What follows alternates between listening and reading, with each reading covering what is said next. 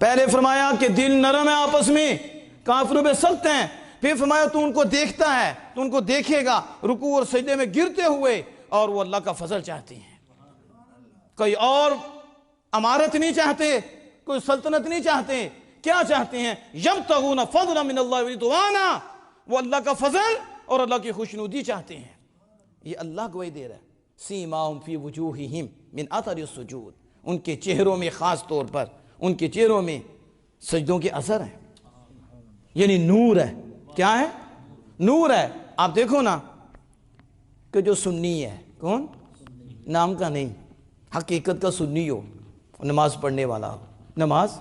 اور کوئی تہجد پڑھنے والا ہو، اس کی پیشانی دیکھو چمکتی ہوگی، لائٹیں مارے گی، کیا ہوگی؟ اگرچہ چہرہ کالا ہو اندر اجالا ہے،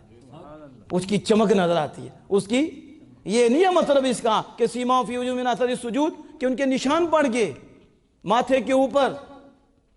وہ الگ بحث ہے کہ بات تو زبردستی بناتی ہیں، بات کی ہو جاتی ہیں، بات اونج بھی اتو بھی کالے دے اندروں بھی کالے لگے تالے،